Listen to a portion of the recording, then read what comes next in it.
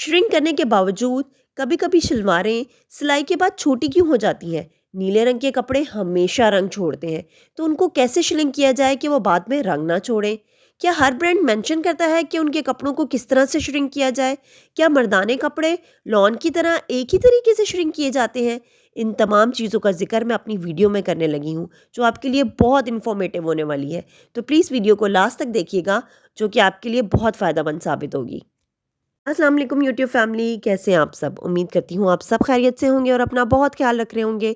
आज हम बात करेंगे कि हम लॉन के कपड़ों को, साथ में कॉटन मर्दाना कपड़े को और खद्दर के कपड़े को कैसे श्रिंक कर सकते हैं। क्योंकि हर कपड़े की अपनी नौइयत होती है श्रिंक करने की, इसलिए उनको डिफरेंट तरीके से श्रिंक किया जाता है। तो मैं आपको बताऊँगी कि खद्दर को और लॉन को और कॉटन को हम किस किस तरीके से श्रिंक कर सकते हैं। कुछ ब्रांड मेंशन कर देते हैं कि भाई इस तरीके से आपने उसे श्रिंक करना है, और कुछ मेंशन नहीं करते हैं। तो आइए मैं आपको बताती हूँ कि आपको करना क्या होगा। जब हम कोई ब्रांड परचेज़ करें तो हमें उसकी इंस्ट्रक्शंस ज़रूर फॉलो करनी चाहिए। जैसे कि यहाँ इन्होंने मेंशन किया है कि shrink fabric before stitching for no more than 2 hours. आपने बिफोर स्टिचिंग उसे श्रिंक करना है, लेकिन 2 घंटे से ज़्यादा नहीं करना है। और सारे ब्रांड्स मेंशन नहीं करते हैं, लेकिन जो मेंशन करें, क्योंकि ये खद्दर का सूट था जिसके बारे में मैंने आपको बताया ब्लू कलर का, तो खद्दर का कपड़ा ज़्यादा टाइम लेता है श्रिंक करने में। और क्योंकि मैंने नीले रंग का इंतखाब किया है और जान के किया है, सिर्फ आपको ये दिखाने के लिए कि हम किस तरह से श्रिंक करने के दौरान एक पर्टिकुलर तरीके को अपना के नीले रंग को पुख्ता कर सकते हैं, यानी कि पक्का कर सकते हैं, ताकि वो बाद में रंग ना छोड़े। क्योंकि इंसान का दिल करता है कि वो हर तरह का रंग का कपड़ा पहने, हर तरह का कपड़ा पहने। जैसे यहाँ पे मैं ये लॉन का सूट आपको दिखा रही हूँ, और आपको मैं बताऊँगी कि हमें सबसे पहले दुपट्टे अलग करने होते हैं, क्योंकि दुपट्टे तो श्रिंक होते नहीं हैं। तो हमें सबसे पहले दुपट्टे अलग करने होंगे, साइड पे करने होंगे, और उसके बाद हम बाकी कपड़ों को श्रिंक करते हैं। अच्छा, आजकल ना ये बात आम देखी जाती है कि जो लॉन के सूट की शलवार होती है ना, वो बाद में छोटी हो जाती है। हालाँकि होता ये है कि हम जब लॉन का सूट परचेज़ करके लाते हैं, तो ब्रांड ने उसके साथ कॉटन की शलवार लगाई होती है, और हम टेलर को दे देते हैं कि भई आप ही इसे श्रिंक कर दीजिएगा, आप ही इसे स्टिच कर दीजिएगा। और शायद जल्दबाज़ी में या उनके पास काम का बर्डन होता है, तो वो उसे सही से श्रिंक नहीं करते और सिलाई के बाद शलवार छोटी हो जाती है। इसलिए कोशिश किया करें कि दुपट्टा तो आपने श्रिंक करना नहीं होता, तो शलवार और कमीज़ को खुद से श्रिंक करके, क्योंकि ये थोड़ा टाइम टेकिंग काम होता है शलवार को, कॉटन की शलवार को श्रिंक करना, तो आप खुद से श्रिंक करके टेलर को दिया करें, ताकि बाद में कोई प्रॉब्लम ना आए। यहाँ हम सबसे पहले मर्दाना कॉटन को श्रिंक करेंगे, और उसका तरीक़ेकार ये होता है कि आपने बहुत ज़्यादा पानी नहीं लेना है। जितना पानी उसको डूबने के लिए दरकार हो उतना काफ़ी है, यानी उसमें वो अच्छे से डिप हो जाए। यहाँ आप देख सकते हैं कि मैं उसे अच्छे से डिप कर रही हूँ। और 2 घंटे बाद जब मैं इसे निकालूंगी यहाँ से, तो मैं चेक करूँगी कि आया इसकी तमाम तहें अच्छे से भीगी हुई हैं, क्योंकि कभी कभार होता है कि अंदर की कोई एक तह रह जाती है जिस पे पानी सही से पहुँच नहीं पाता है। बस आपने अच्छे से चेक करना है कि तमाम तहें सही से भीग गई हैं।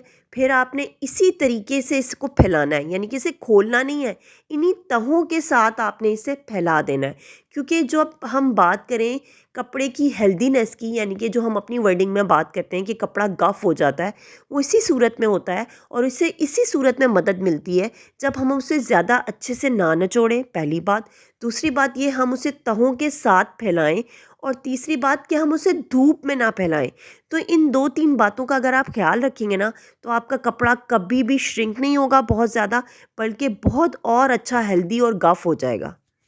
अब मैंने यहाँ लॉन की शर्ट श्रिंक करने के लिए पानी में डिप की है। लॉन की शर्ट, जैसे कि आप जानती हैं, कि ज़्यादा टाइम नहीं लेती है श्रिंक होने में, और उसको डिप करने के लिए ज़्यादा टाइम रिक्वायर्ड नहीं होता है। हार्डली आप 4 से 5 मिनट भी इसे डिप करेंगी और काफ़ी होता है। 4 से 5 मिनट इनफ होता है। फिर आप इसकी तहें चेक करेंगी कि आया तहें अच्छे से भीग गई हैं सारी। इसे हल्के नरम हाथों से आप इसे निचोड़ लेंगी, और इसे भी आपने खोल के दुपट्टे की तरह नहीं फैलाना है, जैसे हम तारों पे दुपट्टे फैलाते हैं खोल खोल के, बिल्कुल भी वैसे नहीं फैलाना है।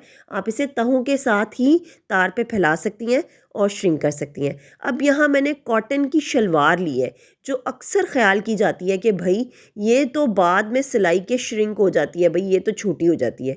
ये टाइम लेगी, यानी कि इसे आपने आधे से 1 घंटे भिगोना है, ताकि बाद में आपको इससे शिकायत ना हो। इससे ये ना हो कि भई आप तो छोटी हो गई हैं, इसलिए आपने इसको 1 घंटा ज़रूर भिगोना है, ताकि हमें बाद में इसके साथ कोई प्रॉब्लम ना आए। اب یہاں میں لون کی شلوار قمیص کو اکٹھے شرنک کرنے لگی ہوں، کیونکہ ان دونوں کے کپڑے کی نوعیت ایک جیسی ہے، ان کا رنگ ایک جیسا ہے۔ اس لیے آپ چاہیں تو اس قسم کے جو ایک جیسے نوعیت کے کپڑے ہوں، یعنی کہ مٹیریل جن کا ایک جیسا ہو لون کا، اور ان کا کلر ایک جیسا ہو، تو آپ انہیں اکٹھے بھی شرنک کر سکتی ہیں۔ اور ان کو میں چیک کروں گی کہ ان کی تمام تہیں اچھے سے شرنک ہو گئی ہیں، اور یہاں دیکھیں یہ تہیں رہ گئی تھیں شرنک ہونے کے لیے، اس لیے میں اور اچھے سے اسے ڈپ کروں گی 2 سے 3 منٹ، اور اس کے بعد اسے نچوڑ کے پھیلا دوں گی۔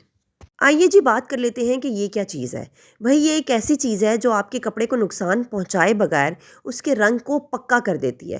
یعنی کہ جب ہم اسے فرسٹ ٹائم شرنک کریں گے، یعنی کہ فرسٹ ٹائم جب ہم اسے واش کریں گے، تو اگر ہم اس میں یہ ایک ٹکڑا ڈال دیں تو ہوتا یہ ہے کہ اس میں جتنا رنگ نکلنا ہوتا ہے نا، وہ فرسٹ ٹائم ہی نکل جاتا ہے، یا تو اس میں سے رنگ نکلتا ہی نہیں ہے، کیونکہ اس کے رنگ کو یہ مضبوطی بخش دیتا ہے۔ اکثر ہمیں کہا جاتا ہے کہ نیلا رنگ تو بہت کچا ہوتا ہے، آپ رنگ کرانے جائیں بھی تو وہ کہتے ہیں بھئی یہ پکا نہیں ہوگا، آپ اسے رنگ کرا رہی ہیں تو یہ پرٹیکولر کپڑے پہ صرف پکا ہوگا، اور ویسے یہ پکا نہیں ہوگا۔ تو اگر آپ ایک چھوٹی سے پھٹکری کے پارٹ کو اس طرح سے پانی میں تھوڑی دیر کے لیے بھگو دیں، اور اس میں تھوڑا سا نمک شامل کر دیں، جیسے کہ میں نے ابھی آپ کو دکھایا، تھوڑا سا نمک، زیادہ نمک شامل کرنے کی ضرورت نہیں ہے، تو وہ آپ کے کپڑوں میں ایک جان ڈال دیتا ہے، اور آپ کے کپڑوں کے رنگوں کو پکا کر دیتا ہے۔ ہاں آپ دیکھ سکتے ہیں کہ ابھی میں نے نیلے رنگ کی شلوار کو شرنک کیا ہے، اور آپ پانی کا کلر دیکھ سکتے ہیں، صاف واضح۔ یہ اس پھٹکری اور نمک کے کیمیکل کا کمال ہے کہ یہ آپ کے کپڑوں کے رنگ کو پکا کر دیتا ہے۔ اسی طرح سے میں باقی نیلے کپڑوں کو بھی ابھی شرنک کروں گی، اور آپ دیکھیے گا کہ ان میں سے کوئی خاص رنگ نہیں نکلے گا۔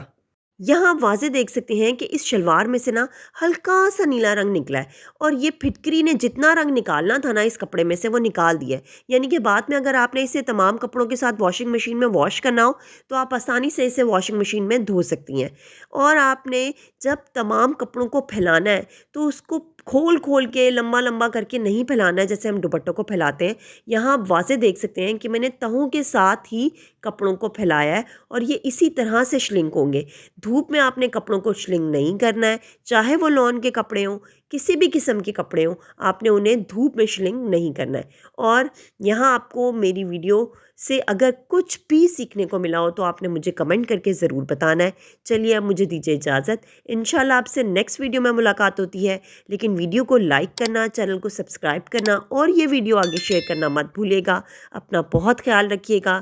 Take care. اللہ حافظ۔